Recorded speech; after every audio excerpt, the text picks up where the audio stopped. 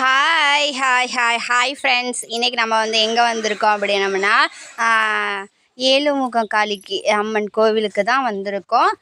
வாங்க உள்ளே போய் பார்க்கலாம். இது எங்கே இருக்குன்னா நான் நரியங்காட்டில் வந்து இருக்குது. சரி வாங்க அப்படியே போயிட்டு ஃபுல்லாக எப்படி இருக்குது அப்படின்றத பார்க்கலாம். நானும் தியா தரணிசே எங்கள் அத்தை 4 பேருமே வந்துட்டு சாப்பிட்டு வந்துட்டோம். இப்போ தான் நம்ம வந்து அர்ச்சனை பண்ண போகிறோம். வாங்க போயிட்டு அர்ச்சனை பண்ணிட்டு வருவோம். இப்போ அர்ச்சனை பண்ணுறதுக்கு கொடுத்தாச்சு. அர்ச்சனை பண்ணிவிட்டு அப்புறமேட்டு அர்ச்சனை பண்ணுற சீட்டும் வாங்கி கொடுத்துட்டு அப்புறமேட்டு நிறைய பேர் வந்து மாவிளக்குலாம் வந்து போட்டாங்க. மாவிளக்கு போட்டாங்க, காவடி எடுத்தாங்க, பால் குடம் எடுத்தாங்க. இன்றைக்கி காவடியெல்லாம் வந்துச்சு. நாங்கள் பார்த்துட்டு சாமியை பார்த்து நல்லா திருப்தியாக சாமி கும்பிட்டு வந்தோம். ஸோ நீங்களாம் இந்த கோயிலுக்கு வந்திருக்கீங்களா, வந்தது இல்லையான்னு கமெண்ட்டில் சொல்லுங்கள். மாவிளக்குலாம் இங்கே பாருங்கள், நிறைய பேர் வந்து மாவிளக்கு போட்டிருந்தாங்க. வயிற்றுலேயும் மாவிளக்கு போட்டிருந்தாங்க, இந்த மாதிரி சட்டிலையும் வந்து மாவிளக்கு போட்டு வச்சுருந்தாங்க. இதுதான் அம்மன்.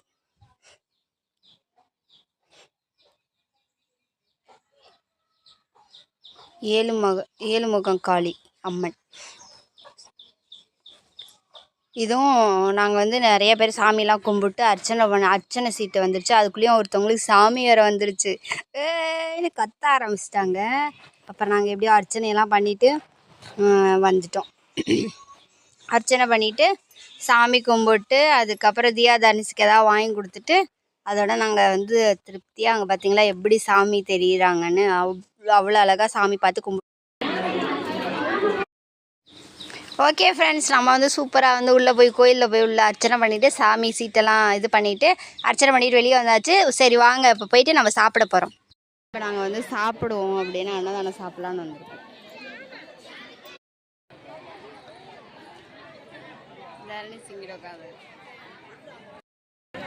வாழைக்காய் வேண்டாம்.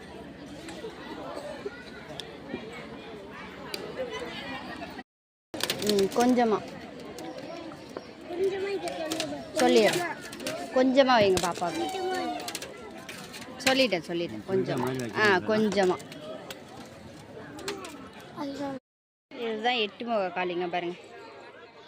7 முகம் காளி. இங்கிட்டு 3 முகம் இருக்குது, அங்கிட்டு 3, நடுவில் 1 இருக்குது.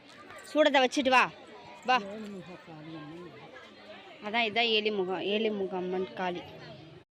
ஓகே ஃப்ரெண்ட்ஸ், நம்ம வந்து கோயிலுக்கு போயிட்டு சாமி கும்பிட்டு அர்ச்சனை பண்ணிவிட்டு வீட்டுக்கு வந்துட்டு அந்த வீடியோ பிடிச்சிருந்தா லைக், ஷேர், கமெண்ட் பண்ணி சப்ஸ்கிரைப் பண்ணுங்கள். பாய்.